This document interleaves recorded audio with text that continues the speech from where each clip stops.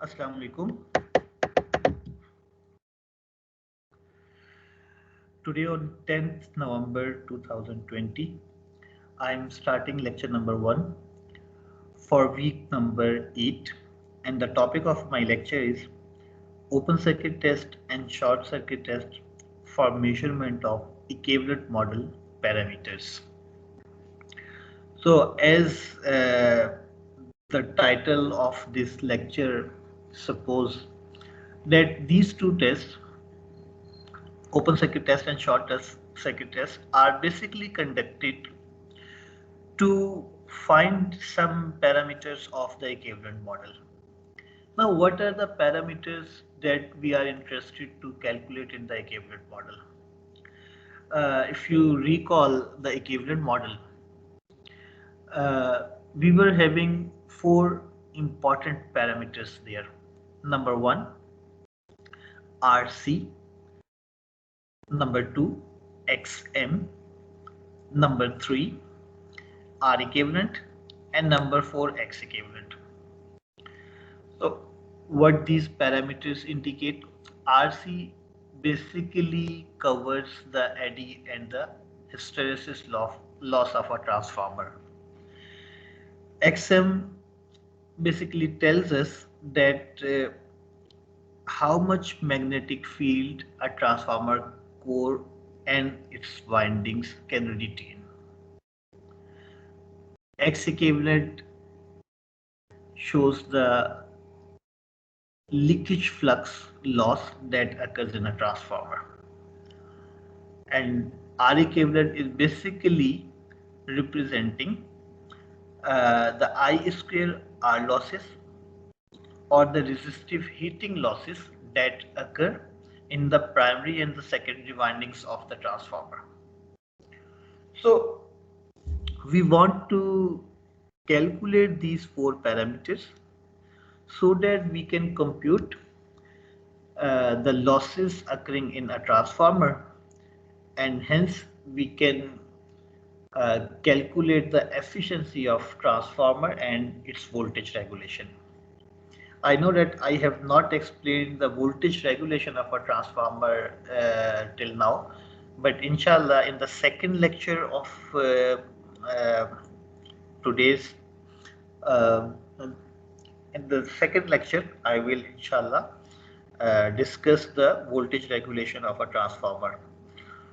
Uh, okay, so how we conduct open circuit test? The figure is basically a scheme where we can perform open circuit test, and hence we can calculate some parameters of the equivalent model. So in an open circuit test, what we do, we keep the secondary winding open circuited. That is the reason that it is known as the open circuit test.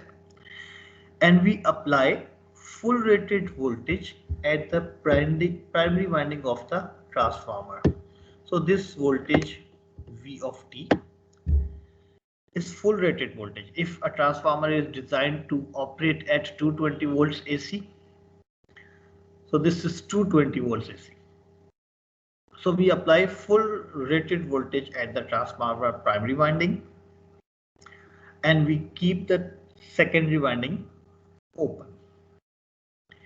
In this scenario, what happens that since the secondary winding is open circuited, so no current flows in the secondary winding, while the primary windings current, that is IP, flows from R equivalent, X equivalent, RC and XM.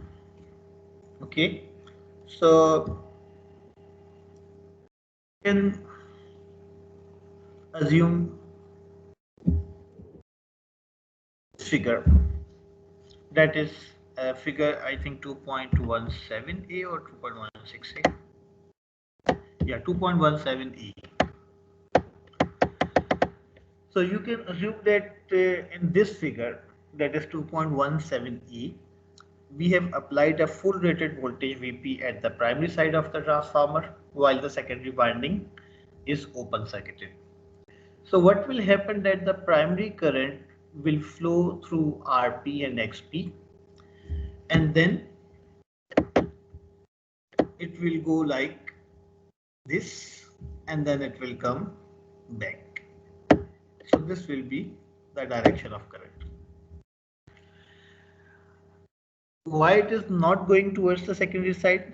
Because the secondary winding is open circuited. So it has infinite resistance there, so it will not go towards A square RS and A square XS. Okay, so now the primary current is flowing through RP and XP, and then the excitation branch, which is capital RC and XM. तो होता क्या है कि since RP and XP are negligibly small as compared to RC and XM, RC and XM are having more impedances as compared to RP and XP. So what happens that the majority of the voltage is basically dropped across the two impedances RC and XM, and the voltage drop across RP and XP, these two voltage drops are negligibly small as compared to the voltage drop across RC or XM. Therefore, what we do that we ignore this RP and XP voltage drop. ठीक है ना, ये तो हम ignore ही कर लेते हैं, हम ये कहते हैं कि ये जो दोनों की तरफ वोल्टेज ड्रॉप हो रहा है, ये वोल्टेज ड्रॉप इसलिए कम है कि आरपी और एक्सपी की वैल्यूज खुद बहुत कम है। ठीक है जी, तो इस सिचुएशन में जो आप देख सकते हैं, अगर हम इसको निकाल ही दें आसान अल्फाज में, इसको शॉर्ट सर्किट से रिप्लेस कर लें, तो सिचुएशन ये हो जाएगी कि जो इनपुट वोल्टेज है वो आरसी और एक्सएम में जो है वो ड्रॉप हो रहा है। तो आप सोचें कि ये एक पैरेलल सर्किट है, ठीक है, ये एक पैरेलल सर्किट है ना, RC is parallel to XM. तो अगर मैं एक सर्किट बना दूं तो अब सर्किट ये हो जाएगा कि वीपी से शुरू हुए और आरसी और एक्सएम आपस में क्या है, पैरेलल है।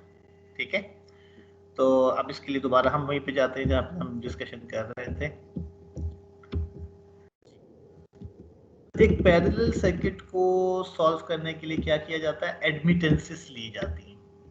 ठीक है जी, एडमिटेंसेस ली जाती है। तो आप देखिए कि आरसी का रेसिप्रोकल होता है जीसी। आरसी थी रेजिस्टेंस, ठीक है जी, तो रेजिस्टेंस का रेसिप्रोकल कंडक्टेंस होता है और उस कंडक्टेंस को उन्होंने कहा कि हम जीसी से रिप्रेजेंट करेंगे। इसी तरह से जो एक्सएम था उसका रेसिप्रोकल 1/xm है और 1/xm को हम एक ससेप्टेंस जो है bm से रिप्रेजेंट करेंगे। याद रखिए कि ये जो इम्पीडेंस होती है या ये रिएक्टेंस होती है, रिएक्टेंस का रेसिप्रोकल जो है वो ससेप्टेंस होता है। ठीक है, रेजिस्टेंस का रेसिप्रोकल कंडक्टेंस होता है, लिहाजा जीसी ये कंडक्टेंस है, और जो रिएक्टेंस होती है उसका रेसिप्रोकल ससेप्टेंस होता है। तो ये जो bm है ये एक ससेप्टेंस है, यहाँ पे ससेप्टेंस लिखा हुआ है, दिस इज बेसिकली ससेप्टेंस। ठीक है जी, कर क्यों नहीं, क्योंकि पैरेलल सर्किट है, तो हम यूं लिख सकते हैं कि y equals to 1/RC plus 1/XM। आपको पता है ना कि पैरेलल में जो ससेप्टेंसेस यानी कि जो एडमिटेंसेस होती हैं वो सिंपली ऐड हो जाती हैं। ये आपको मेरा स्ट्रॉन्ग बिलीफ है कि ENA या LCA में किसी ने बताया होगा कि पैरेलल सर्किट्स में एडमिटेंसेस में कैलकुलेशन करना आसान होती है। तो हुआ ये कि ओवरऑल इम्पीडेंस y वो GC प्लस 1/XM के बराबर हो गई, और आपको पता है कि 1/JXM जो है 1/J माइनस J के बराबर होता है। ये आपको कॉम्प्लेक्स नंबर में किसी ने बताया होगा कि 1/J माइनस J के बराबर होता है। ये बात पता है आपको जी? जी स्टूडेंट्स, ये बात पता है कि 1/J जो है वो माइनस J होता है? Yes sir. Yes sir. पता है तो कोई मसला नहीं। तो इस तरह से क्या हुआ कि हमारे पास सर्किट क्या था, हमारे पास सर्किट एक बहुत आसान सा सर्किट था मैं आपको वैसे यहाँ रफ सा एक ड्रॉ कर देता हूँ ताकि जहन में आपके सर्किट रहे। सर्किट हमारे पास ये था कि ये एक लाइन आ रही थी, यहाँ पर हमारा वोल्टेज Vp था, ठीक है,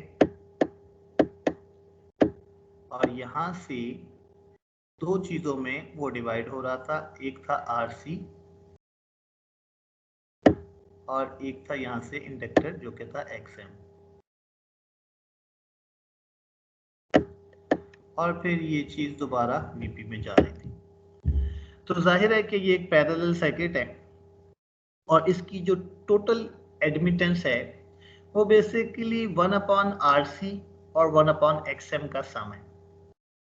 तो 1/RC को तो हमने GC लिख दिया और 1/JXM तो 1/J माइनस J हो गया और 1/XM BM हो गया। लिहाजा हम लोगों ने लिख दिया कि YE GC माइनस JBM के बराबर है। ठीक है जी। J क्यों लिया हमने? J तो आपको पता है ना कि कॉम्प्लेक्स नंबर्स में ऐसे ही होता है। देखिए ना, इम्पीडेंस, अगर आपको मैं कॉम्प्लेक्स नंबर थोड़े से सर्किट्स वाले कॉम्प्लेक्स नंबर याद दिलाऊं तो इम्पीडेंस को रिप्रेजेंट करते थे Z से, और इम्पीडेंस Z बराबर होती थी किसके? R plus J time XM। ये कुछ बात याद आती? किसी सर्किट में पढ़ाई है किसी ने कि जो इम्पीडेंस है वो resistance plus J time reactance के सम के बराबर होती है। ये किसी ने बताया था आपको सर्किट में कभी? जी स्टूडेंट्स, ENA में बताना चाहिए लाजमन, ENA में, बाकियों का तो मैं नहीं कहूंगा, लेकिन ENA में ये चीज आती है कि जो इम्पीडेंस है, यस सर की है, इम्पीडेंस जो है वो रेजिस्टेंस और रिएक्टेंस का सम होती है, जिसमें रेजिस्टेंस होती है रियल पार्ट और रिएक्टेंस होती है इमेजिनरी पार्ट। और ये रियल और इमेजिनरी क्यों होती है, इसकी भी वजह है। देखिए इसकी वजह क्या है, जो है ना वो सारा का सारा जो पावर है वो कंज्यूम कर जाता है, ठीक है ना, मैंने पहले भी ये बात की थी।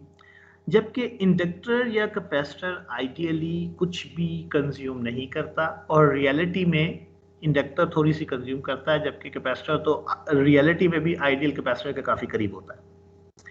तो ये बिल्कुल वही चीज है कि impedance equals to RC plus JXM, लेकिन क्योंकि पैरेलल सर्किट में एडमिटेंस में कैलकुलेशन आसान हो जाती है तो दोनों तरफ रेसिप्रोकल ले लिया। 1/Z जो है वो एडमिटेंस Y बन गया, 1/RC जो है वो GC बन गया, और 1/JXM जो है वो बन गया क्या? Minus J time BM। तो अब ये जो YE है ये बेसिकली इस सर्किट का ओपन सर्किट, ये तो शॉर्ट सर्किट वाला टेस्ट नजर आ रहा है आपको, पता है कि ओपन सर्किट वाला टेस्ट इससे ऊपर था, वो ये वाला टेस्ट था। तो ये जो आपको YE नजर आ रहा है ये ओपन सर्किट टेस्ट की ओवरऑल इंपीडेंस बन गई। सर्किट टेस्ट की क्या बन गई है? Overall impedance. अब उन्होंने कहा कि जी इंपीडेंस कैलकुलेट करने का तो एक और भी तरीका है, वो ये कि आपने जो ओपन सर्किट टेस्ट दिया हुआ है इसमें आपने क्या किया है, आपने प्राइमरी जो साइड है उसका ये वॉट मीटर नजर आ रहा होगा आपको, ये जो रेक्टेंगल सा बना हुआ है, ठीक है, तो आपने वॉट मीटर के जरिए उसकी रियल पावर कैलकुलेट कर ली है POC, आपने एम्पियर मीटर के जरिए जो है वो प्राइमरी वाइंडिंग से गुजरने वाली करंट मालूम कर ली है IOC, आपने वोल्ट मीटर के जरिए प्राइमरी वाइंडिंग के अक्रॉस ड्रॉप होने वाला वोल्टेज कैलकुलेट कर लिया है VOC। तो इसका मतलब ये है कि आपके पास POC भी है, VOC भी है, IOC भी है, तो एडमिटेंस तो आप डायरेक्ट कैलकुलेट कर सकती। तो सेकंड स्टेप पे उन्होंने क्या किया, सेकंड स्टेप पे उन्होंने ये किया कि उन्होंने कहा कि एडमिटेंस इक्वल्स टू I/V होती है, जैसे कि आपको पता है ना कि इंपीडेंस होती है V/I, तो एडमिटेंस क्योंकि उसका रेसिप्रोकल है तो एडमिटेंस होती है I/V। तो उन्होंने कहा कि जी एडमिटेंस की मैग्नीट्यूड आपने कैलकुलेट करनी है, वो तो आ जाएगी IOC/VOC से। अब बाकी बात रह गई कि एडमिटेंस का एंगल कैसे कैलकुलेट होगा। तो एडमिटेंस का एंगल ऐसे कैलकुलेट होता है कि cos of theta equals to P upon V I. अब अगर आप सोचेंगे cos of theta equals to P upon V I कहां से आया, तो याद रखें ये पावर ट्रायंगल से आया। एक पावर ट्रायंगल में कॉस ऑफ थीटा जो है वो पी अपॉन एस के बराबर होता है।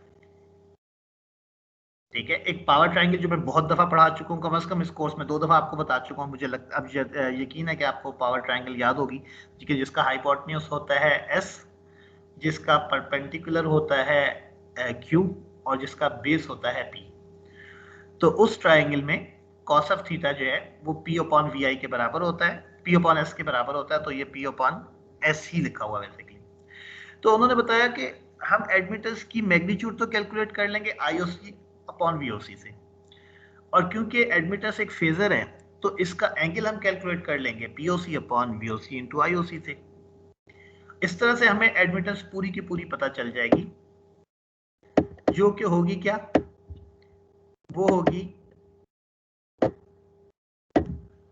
Magnitude IOC divided by VOC और एंगल माइनस थीटा। अब ये एंगल को इन्होंने माइनस थीटा क्यों लिखा, कोई बता सकता है? एंगल को थीटा लिखना चाहिए था, इन्होंने माइनस थीटा क्यों लिख दिया? जी, कोई बता सकता है कि माइनस क्यों लिख दिया उन्होंने? ऊपर जो थीटा बताया था उस पर तो कोई माइनस नहीं था। याद रखिए आईओसी और वीओसी में मसला ये है कि ये आई भी है इंडक्टर का, क्योंकि ट्रांसफार्मर की प्राइमरी वाइंडिंग हो या सेकेंडरी होती तो इंडक्टर है, और वीओसी यानी ये वोल्टेज भी है इंडक्टर का वोल्टेज। तो क्योंकि इंडक्टर का वोल्टेज इंडक्टर के करंट के मुकाबले में ज्यादा होता है आगे, यानी लीड कर रहा होता है, तो अगर आई का करंट आई का एंगल 30 है तो सपोज वी का एंगल 60 होगा, तो आंसर आएगा 30 माइनस 60 यानी माइनस 30। अगर आई है 20 पर और सपोज वी है 90 पर, तो उस सिचुएशन में भी यही होगा कि 20 माइनस 90 एंगल आएगा माइनस 70। तो याद रखिए कि ये एडमिटेंस वाला एंगल कभी भी पॉजिटिव आ ही नहीं सकता, क्योंकि एक इंडक्टर का वोल्टेज हमेशा एक इंडक्टर के करंट से अहेड होता है, और इस वजह से ये एंगल हमेशा नेगेटिव में लिखना होता है। लिहाजा उन्होंने फार्मूला ही बना दिया कि बस आप सोचे मत, एंगल को हमेशा माइनस में लिखिए, जो कि सही किया उन्होंने, ताकि कंफ्यूजन ही खत्म हो जाए और लोगों को ये सोचना ही ना पड़े। तो उसने कहा भाई जो भी एंगल कैलकुलेट करें ना आप इक्वेशन 2.46 से, वो यहाँ पर माइनस की सूरत में पुट करें। ठीक हो गया? अब जरा गौर करें, मेरे पास दो एडमिटेंसेस हैं, ठीक है? अगर मैं कोशिश करता हूँ कि दोनों एक साथ आ सकें, लेकिन दोनों एक साथ तो नहीं आ रहे, थोड़ा सा छोटा करूँ शायद आ जाए, 100 पे कर दूँ शायद फिर आ जाए। हाँ जी, अब आ जाएगी जी, अब आ रही है। तो जरा गौर करें कि मेरे पास दो एडमिटेंसेस हैं, एक वो है जो ये मैंने इनसर्कल की हुई है, और दूसरी ये है जो हमने शुरू में लिखी थी। ठीक है, और ये दोनों ओपन सर्किट टेस्ट की इंपीडेंसेस हैं। एक में जो पहली वाली इक्वेशन 2.42 है, उसमें जो इंपीडेंस है वो कॉम्प्लेक्स नंबर है लेकिन रेक्टेंगुलर फॉर्म है, और ये जो इंपीडेंस है इक्वेशन 2.47 वाली, ये भी इंपीडेंस है लेकिन ये पोलर फॉर्म है। तो मसला ही खत्म हो गया। Impedance cos of theta GC के बराबर होगा, impedance sine of theta BM के बराबर होगा। बात समझ रहे हैं कि जो नीचे वाला है ना 2.47, इसके आईओसी अपॉन वीओसी को तो मैं इंपीडेंस की मैग्नीट्यूड कह सकता हूं ना, यानी कि आर कह सकता हूं। तो आर कॉस ऑफ थीटा जो है वो आपके पास आ जाएगा रियल पार्ट, जो कि जीसी के बराबर होगा, और फिर आर साइन ऑफ थीटा वो आपके पास इमेजिनरी पार्ट यानी बीएम के बराबर होगा। तो जब आपको ये पता चल जाएगा तो आप क्या करेंगे कि रियल पार्ट को रियल पार्ट से कंपेयर करेंगे तो जीसी मालूम हो जाएगा, इमेजिनरी पार्ट को इमेजिनरी पार्ट से कंपेयर करेंगे, बीएम पता चल जाएगा, जीसी का रेसिप्रोकल लेंगे आरसी मालूम हो जाएगा, बीएम का रेसिप्रोकल लेंगे एक्सएम मालूम हो जाएगा, और मसला खत्म हो जाएगा। यानी ओपन सर्किट टेस्ट के जरिए आपको दो पैरामीटर्स मालूम हो जाएंगे इक्विवेलेंट मॉडल के। एक पैरामीटर है आरसी और दूसरा पैरामीटर है XM। आसान अल्फाज में हम ये कह सकते हैं कि with the help of open circuit test we can calculate the parameters of the excitation branch of equivalent model. So let us revise these few things. So what happens in an open circuit test, that we keep the secondary winding open circuited and we apply full rated voltage in the primary winding. So what happens that a current, that is the primary current, flows into the primary circuit only. Now in the primary circuit of this figure, what happens that as we know that RP and XP both impedances are quite small as compared to RC and XM. So we can assume that voltage drop across RP and XP are negligibly small. So all the applied voltage will drop across the parallel branches RC and XM. Therefore, what we did, we used admittances for the calculation of equivalent or the sum of the two admittances. So 1 upon RC was the first admittance, 1 upon JXM was the second admittance, and as we all know that admittances are simply added in the parallel combination. So what happened, that the overall impedance was concluded as 1 upon RC plus 1 upon JXM, and obviously 1 upon RC was basically represented by GC, and 1 upon XM was represented by BM, and hence we concluded that the impedance is GC minus J time BM. Now on the second hand, what we did, that we basically calculated POC with the help of a wattmeter, VOC with the help of a voltmeter, and IOC with the help of an ampere meter, and hence we calculated YE in polar form using the formula IOC upon VOC, and similarly we calculated the angle theta using the formula POC divided by VOC into IOC, and hence we computed the entire admittance as IOC upon VOC angle minus theta.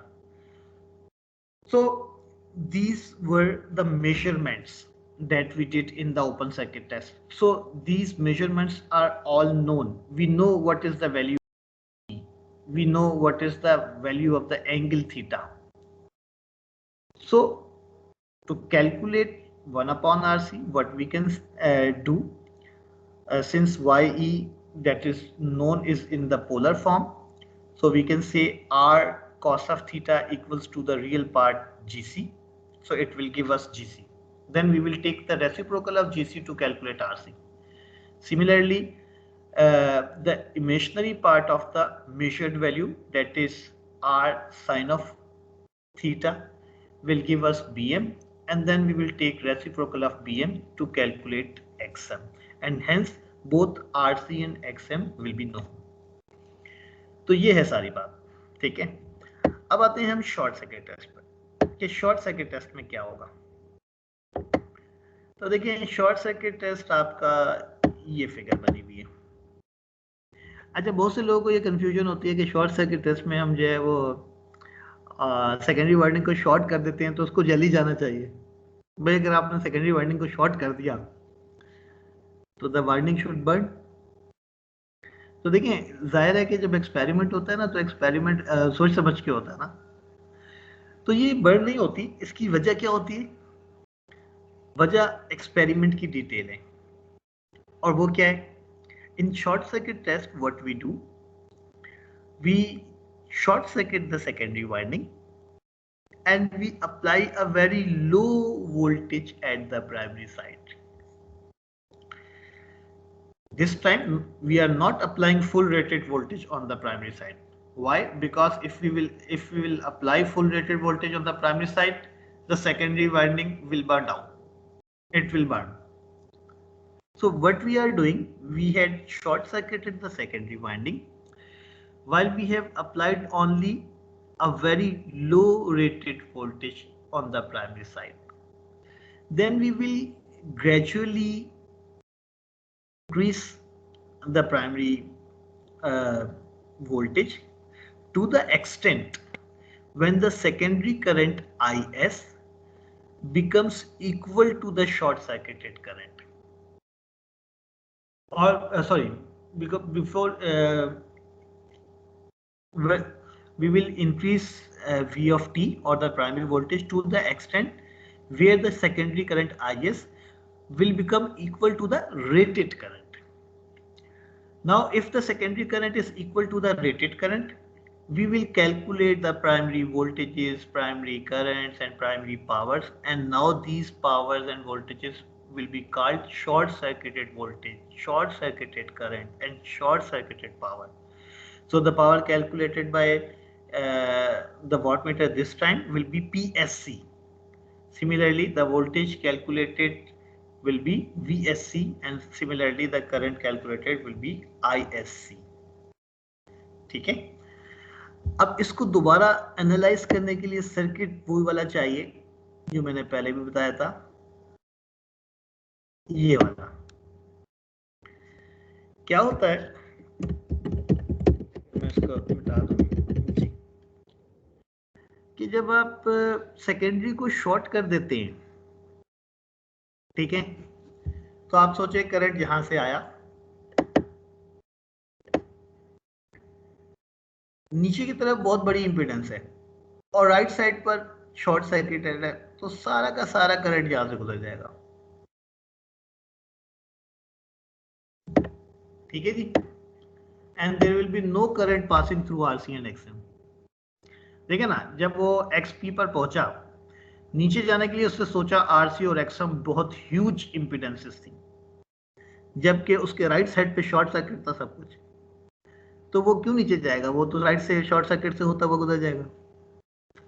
तो होता क्या है कि ये short circuit test की arrangement इस तरह की है कि शॉर्ट सर्किट टेस्ट में जो करंट है वो आरसी और एक्सएम से पास ही नहीं करता, लिहाजा हम आरसी और एक्सएम को तो कर सकते हैं इग्नोर, और इस सिचुएशन में आप देख सकते हैं कि ये आरपी और ए स्क्वायर आर एस ये दोनों सीरीज में, तो आसान अल्फाज में ये आर इक्विवेलेंट है, और इसी तरह से एक्सपी और ए स्क्वायर एक्सएस ये सीरीज में, तो हम इसको कह सकते हैं कि ये एक्स इक्विवेलेंट है। तो बुरी बात तो ये है कि हम इनको अलग-अलग तो मालूम नहीं कर सकते, हमारे पास कोई ऐसा तरीका नहीं है कि हम एक्सपी और ए स्क्वायर एक्सएस को अलग-अलग मालूम कर लें, क्योंकि ये तो हमें पता होता है, अगर ये नहीं एक्सपी और एक्सएस को अलग-अलग मालूम कर लें। लेकिन हाँ, हम आर इक्विवेलेंट और एक्स इक्विवेलेंट मालूम कर सकते हैं, लेकिन फॉर्चुनेटली हमें कभी भी इनको अलग-अलग मालूम करने की जरूरत भी नहीं पड़ती, और आर इक्विवेलेंट और अगर एक्स इक्विवेलेंट मालूम हो जाए तो हमारा काम चल जाता है। इस वजह से अब ये जो सर्किट है ये एक कौन सा सर्किट है, सीरीज सर्किट है, जिसमें वीपी से करंट आईपी ड्रॉ हुई, ठीक है, और करंट आईपी जो है वो आर इक्विवेलेंट और एक्स इक्विवेलेंट से होती हुई वापस वीपी तक पहुंच गई। तो क्योंकि ये एक सीरीज सर्किट है, तो सीरीज सर्किट की वजह से यहाँ पर हम एडमिटेंस की कैलकुलेशन नहीं करेंगे बल्कि इम्पीडेंस की कैलकुलेशन करेंगे।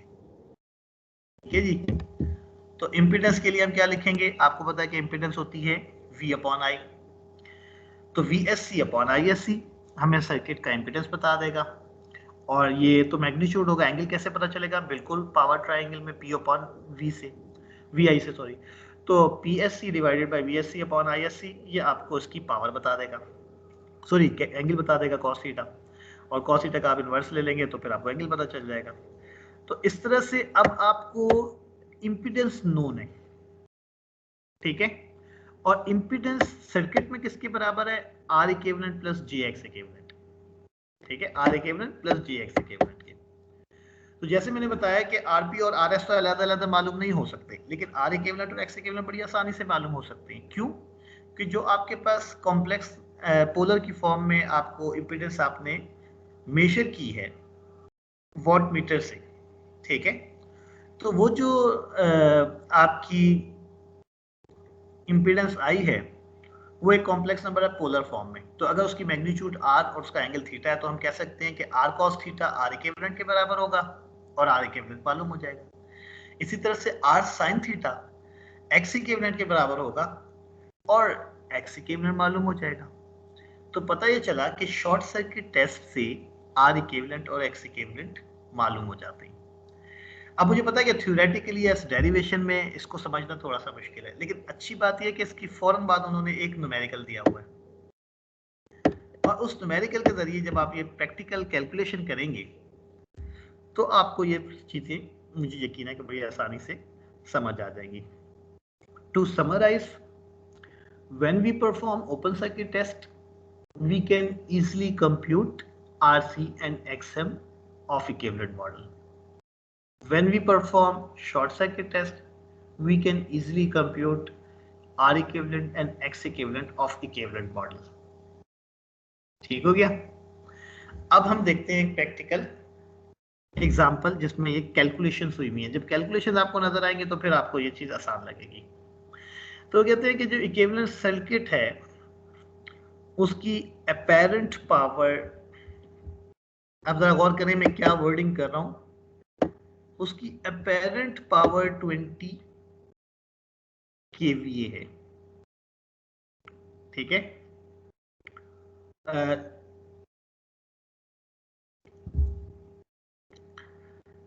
ठीक है जी, मैं क्या कह रहा हूं, उसकी अपेरेंट पावर 20 kVA, ठीक है। इधर मैंने रियल पावर नहीं कहा, इधर मैंने रिएक्टिव पावर नहीं कहा, बल्कि मैंने उसको अपेरेंट पावर पढ़ा है। तो याद रखिए कि kVA को जो है ना अपेरेंट पावर पढ़ा जाता है और kW को किलोवाट या रियल पावर पढ़ा जाता है और kVAR को रिएक्टिव पावर पढ़ा जाता है। पावर ट्रायंगल में जो तीन साइड्स होती है ना, उसके जो हाइपोटेन्यूज होता है वो अपेरेंट पावर होती है, उसकी यूनिट होती है kVA, तो इसको इसीलिए उसको अपेरेंट पावर पढ़ा जाता है। और जो उसका पावर ट्रायंगल का परपेंडिकुलर होता है वो Q होता है और उसकी यूनिट kVAR होती है, इसीलिए उसको रिएक्टिव पावर पढ़ा जाता है। फिर जो पावर ट्रायंगल का बेस है वो रियल पावर होती है और उसकी जो यूनिट है वो किलोवाट होती है या वॉट होती है, असल में वॉट होती है, किलो तो उसको आपको पता है 1000 टाइम बड़ा होने की वजह से कहते हैं। तो इन्होंने अपेरेंट पावर दी हुई है 20 kVA और फिर लिखा हुआ है 8000/240। ये 8000/240 क्या है? 8000/240 का मतलब ये है कि इसकी टर्न रेशियो इसको सिंप्लीफाई करके आ जाएगी, ठीक है। ये टर्न रेशियो आ जाती है, बात समझ रहे कि प्राइमरी टर्न्स 8000 और सेकेंडरी टर्म 240 है, जो सिंप्लीफाई करे वो टर्न रेशियो है, ठीक है। वैसे तो जरूरत नहीं पड़ेगी लेकिन आपको समझाने के लिए। फ्रीक्वेंसी उन्होंने 60 हर्ट्ज दी हुई है। वो कहते हैं द ओपन सर्किट टेस्ट और शॉर्ट सर्किट टेस्ट जो ऑब्जर्वेशंस हैं, जो मेजरमेंट्स हैं वो हमने दे दी हैं आपके लिए, ठीक है। तो हमने क्या करना है, मेरा ख्याल है पैरामीटर्स ही मालूम करने को कहा है द इक्विवेलेंस, तो क्या करें, ठीक है जी। तो बस उन्होंने RC XM और वही चीजें मालूम करने को कहा है। तो देखें आपको VOC दिया हुआ है 8000, IOC दिया हुआ है 0.214 और VOC दिया हुआ है 400। तो सबसे पहले तो आप POC divided by VOC IOC करके cos थीटा मालूम कर लेंगे और फिर cos इनवर्स ऑफ वैल्यू मालूम करके थीटा मालूम कर लेंगे, ठीक है जी। तो सबसे पहले उन्होंने क्या किया कि POC, यहां पर POC दिया हुआ था, VOC दिया हुआ था, IOC दिया हुआ था, पुट करके उन्होंने cos ऑफ थीटा मालूम कर लिया। फिर cos ऑफ थीटा का आपने इनवर्स लिया तो आपके पास जो है वो एंगल थीटा मालूम हो गया, ठीक है जी। नेक्स्ट स्टेप पर उन्होंने क्या किया, IOC डिवाइडेड बाय VOC किया तो एडमिटेंस की मैग्नीट्यूड पता चल गई, और -0.234 रख दिया उन्होंने, तो आपके पास cos इनवर्स ऑफ 2, तो एंगल आ गया -76.5। तो आसान अल्फाज में आपको जो मेजरमेंट्स दी हुई थी उसकी वजह से आपको पता चल गया कि एडमिटेंस की मैग्नीट्यूड जो है वो R 0.4 टाइम्स 0268 है, और जो इसका थीटा है वो -76.5 है। अब देखें कैसे R मालूम होगा, यानी कैपिटल R C कैसे मालूम होगा। ये स्टेप इन्होंने खाया हुआ, मैं आपको समझा रहा हूं। सबसे पहले वो क्या लिखेंगे, 0.000268 cos ऑफ -76.5। ये आप कैलकुलेटर में चाहें तो लेकर भी देख सकते हैं। 0.000268 cos ऑफ -76.5, तो आपको 0.000063 मिल जाएगा। फिर इसी तरह से R साइन ऑफ थीटा यानी 0.000268 साइन ऑफ -76.5, ये आपको मिल जाएगा 0.000261। अब जो पहला टर्म है उसका रेसिप्रोकल लेंगे तो RC मालूम हो जाएगा, जो दूसरे टर्म का रेसिप्रोकल लेंगे तो आपको XM मालूम हो जाएगा। और एज टोल्ड अर्लियर आप नोटिस कर सकते हैं कि RC और XM बहुत बड़े आए हैं, बहुत ह्यूज आए हैं। ये RC की वैल्यू है 159 किलो ओहम, R इक्विवेलेंट की वैल्यू है 38.4 किलो ओहम। याद रखिए कि जो R इक्विवेलेंट और X इक्विवेलेंट आते हैं ना, ये बहुत छोटे छोटे से आते हैं, और RC और XM जैसे हमने अज्यूम किया था कि ये बहुत बड़े आते हैं, तो वैसे ही ये बहुत बड़े हमें मिले भी हैं। अच्छा, अब जिस तरह से हमने ओपन सर्किट टेस्ट के लिए पहले cos थीटा मालूम किया और फिर थीटा मालूम कर लिया था, बिल्कुल इसी तरह से अब शॉर्ट सर्किट टेस्ट के लिए हम करेंगे। क्या करेंगे, PSC divided by VSC into ISC, तो आपको cos ऑफ थीटा पता चल जाएगा। cos ऑफ थीटा का cos इनवर्स लेंगे 0.196 का, तो आपको एंगल पता चल जाएगा कि 78.7 है। और आप देख सकते हैं कि यहाँ एंगल डायरेक्ट उन्होंने पॉजिटिव लिखा है। रीजन क्या है कि एक इंडक्टर का वोल्टेज उसके करंट से लीड करता है, वोल्टेज न्यूमरेटर में है, करंट डिनोमिनेटर में, एंगल हमेशा पॉजिटिव आए। ठीक है जी, तो एंगल 78.7 पॉजिटिव में लिख लिया। VSC डिवाइड बाय ISC किया तो आपको इंपीडेंस की मैग्नीट्यूड पता चल गई। अब इंपीडेंस की मैग्नीट्यूड है 195.6 और उसका एंगल है 78.7। तो आप क्या करेंगे, 195.6 cos ऑफ 78.7, R इक्विवेलेंट पता चल जाएगा। 195.6 साइन ऑफ 78.7, X इक्विवेलेंट पता चल जाएगा। और आप नोटिस कर सकते हैं कि X equivalent as compare to RC और XM बहुत ही कम है। देखें, अब ये मैं कंपेयर करने के लिए दोनों को मैं कंपेयर कर रहा हूं कि R इक्विवेलेंट था 159 किलो ओहम और R इक्विवेलेंट सिर्फ 38.4 ओहम है। इसी तरह से XM जो है, एक्साइटेशन ब्रांच का जो इंडक्टर था, वो 38.4 किलो ओहम का इंडक्टर था, जबकि X इक्विवेलेंट सिर्फ 192 ओहम से। तो आपको ये चीज पता होनी चाहिए कि इंपेडेंसेस अगर 10 टाइम्स का भी फर्क आ जाए ना, तो वोल्टेजेस में नेग्लिजिबली स्मॉल वाली बात की जा सकती है। और अगर दो इंपेडेंसेस आपस में सीरीज में है तो जो बड़ी इंपेडेंस है ज्यादातर वोल्टेज उसी में ड्रॉप हो जाएगा।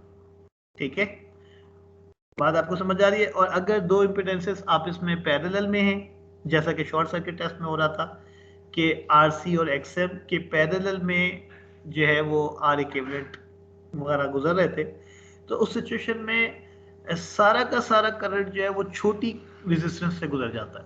ठीक है ना, दो इंपेडेंसेस पैरेलल में है, एक RC और XM है जो ह्यूज है, बहुत बड़ी है, दूसरी R इक्विवेलेंट और X इक्विवेलेंट है जो बहुत ही छोटी है, तो सारा का सारा करंट छोटी से गुजर जाएगा। अब थोड़ा बहुत बड़ी से भी गुजरेगा, लेकिन जो बड़ी से गुजरेगा वो नेग्लिजिबली स्मॉल होगा।